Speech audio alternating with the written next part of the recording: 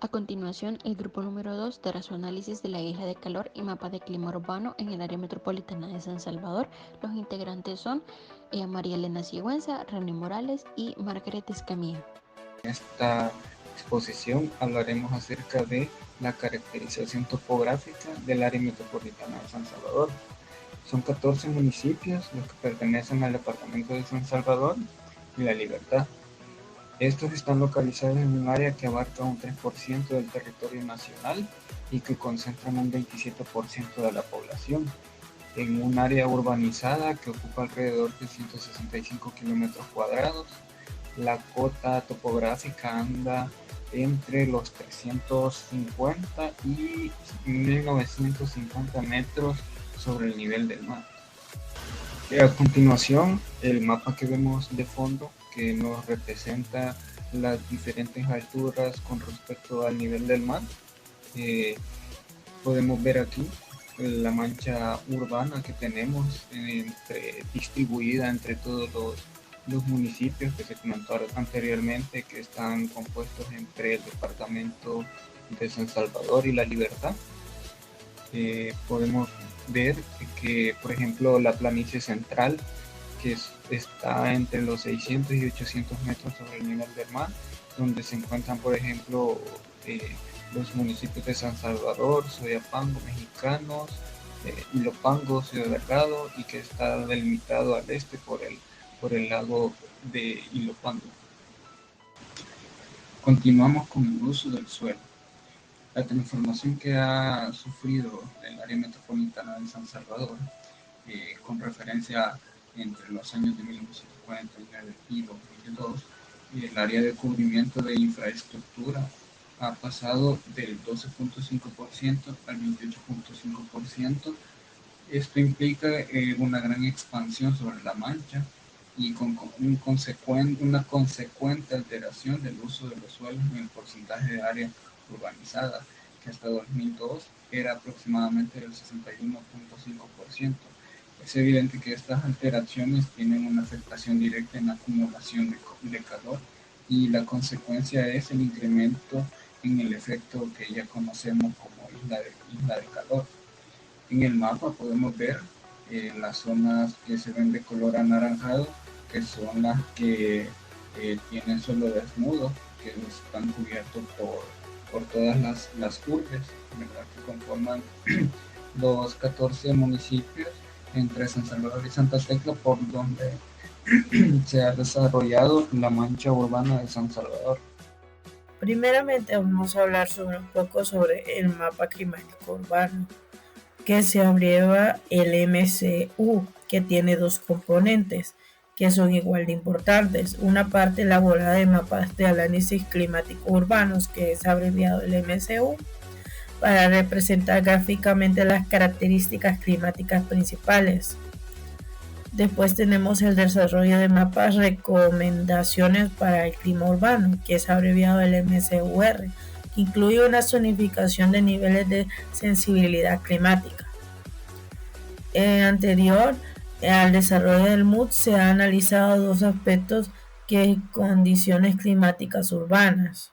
Primeramente tenemos la tipología del uso de suelo para el punto de vista de la influencia a las variables climáticas, y las propiedades de ventilación para considerar la capacidad de intercambio del aire y la eliminación del calor urbano. Después tenemos el desarrollo de MUD, que se ha utilizado para metodologías basadas en el cálculo, realizar diferentes capas de información geográfica, serían la carga térmica y la potencial dinámica.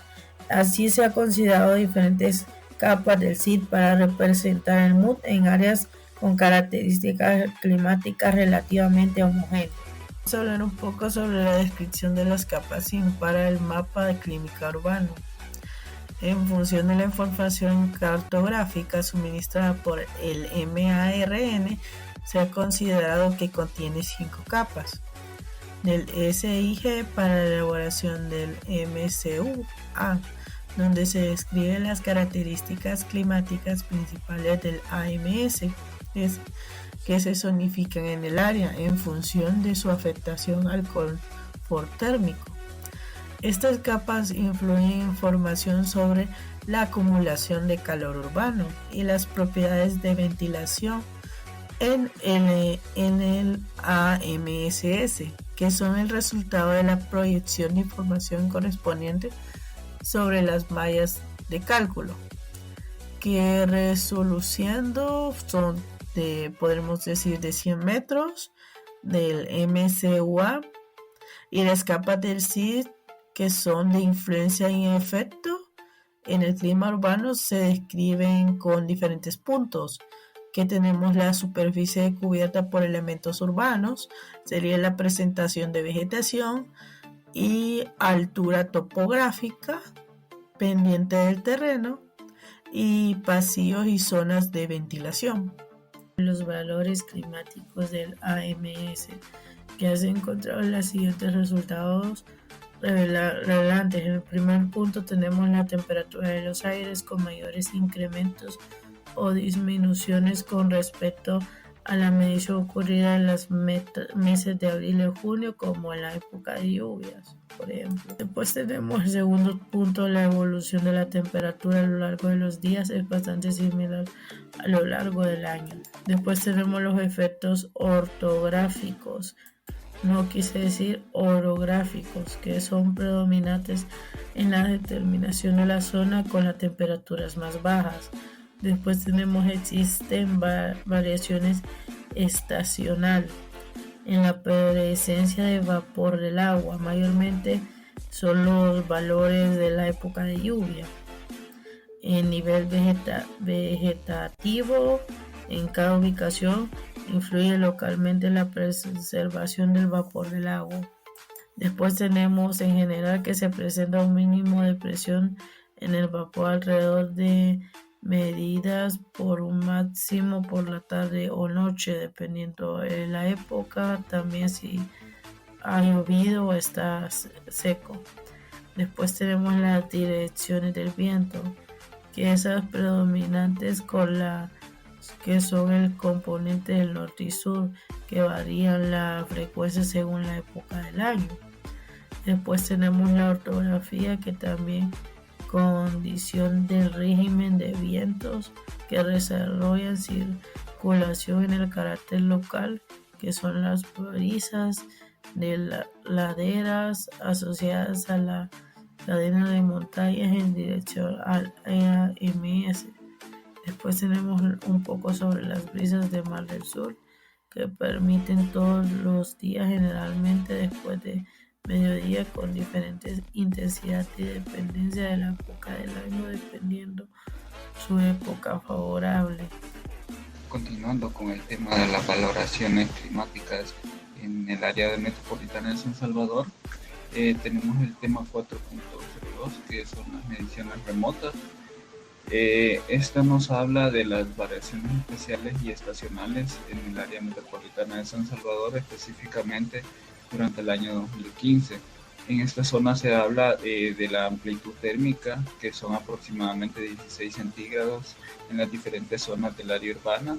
Esto se debe a los diferentes usos de suelos, ya que mayormente hay zonas más calientes y artificializadas, mientras que en la mayoría de las anomalías negativas están asociadas a zonas más frías y con alta presencia de vegetación arbórea.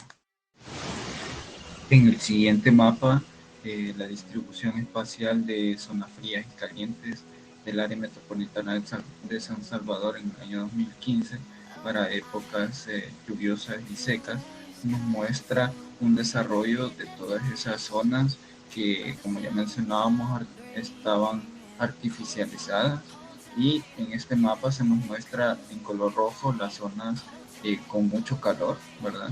Se nos muestra en color gris las zonas que son intermedias y las zonas azules como las zonas frescas o frías. Aquí podemos ver de que la mancha urbana, que como ya comentábamos anteriormente, está en gran parte constituida por zonas rojas, que son zonas de calor que abarcan una buena parte de la mancha urbana, y esto es debido a la urbanización que tenemos aquí. El análisis de desarrollo urbano en la ciudad metropolitana de San Salvador dio paso a la siguiente clasificación de usos de suelos. Estos son los desarrollos urbanos más típicos dentro de la ciudad, pero no son los únicos, ya que existen edificios especialmente altos, pero aislados, y zonas industriales, por mencionar algunos. En primer lugar está la zona abierta de altura baja. Esta tipología tiene las siguientes características: edificios pequeños de 1 a 3 niveles, pueden estar juntos o separados y frecuentemente ordenados en forma de malla. Existe visión del cielo cuando se transita por las calles, la visión no queda limitada, también hay presencia de arbolado y en general bastante vegetación. En el caso de esto, generalmente se tiene calles bastante amplias y una distancia considerable entre los edificios. En la imagen inferior se puede observar un ejemplo de esto, que sería la colonia San Francisco. Como segundo tipo están las zonas compactas de baja altura. Se trata de edificios muy juntos y muy próximos, de 1 a 3 niveles. Los edificios son pequeños y están compactados en calles estrechas. Desde la calle la visión del cielo queda bastante limitada, en general la superficie casi completamente pavimentada con pocos o escasos árboles. En las imágenes se puede observar parte de lo que es el centro de San Salvador. También hay que mencionar que en ambos casos los materiales de construcción son de mampostería o marcos de concreto. Como tercer punto están las zonas degradadas. Se trata de edificios de una sola planta, generalmente compactados o muy cerca de unos de otros, sin una disposición ordenada. Los edificios están separados por calles sumamente estrechas, no existe infraestructura básica consolidada, los materiales son poco consistentes, puede existir presencia de vegetación, pero no es muy frecuente. Las construcciones tienen materiales ligeros, ya sea de chapa, zinc y madera, con diferentes capacidades de reflectancia.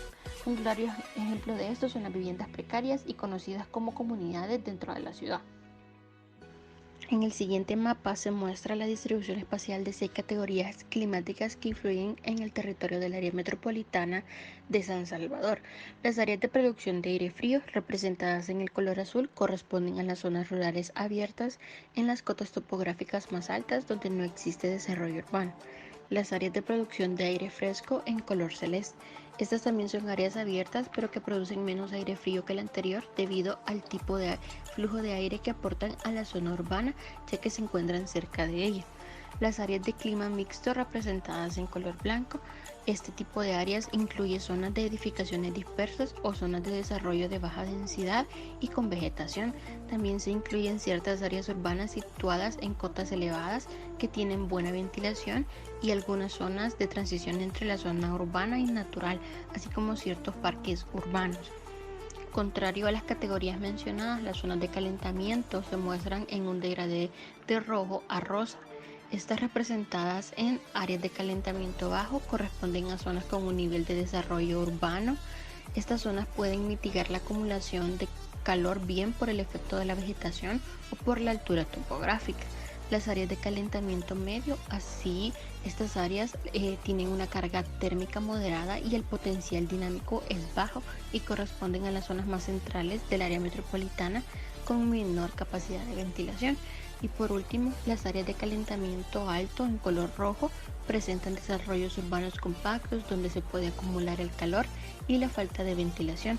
Son zonas situadas en cotas bajas y la presencia de vegetación es bastante escasa.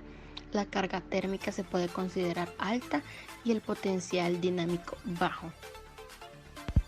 Siguiendo con la temática de qué aspectos pueden mejorar el clima de la ciudad, están las recomendaciones para el clima urbano. Los sistemas de ventilación pueden ser uno de los instrumentos clave para la mitigación del calor acumulado en el área urbana, la isla de calor, en otras palabras. En este sentido, se podría llevar a cabo una serie de actuaciones en zonas estratégicas para extender la influencia y favorecer la entrada del aire fresco en el área urbana. Soyapango e Ilopango podrían abrir corredores para dar entrada al aire fresco a zonas interiores de la ciudad, como se puede apreciar en las imágenes de lo que podría ser un antes y un después.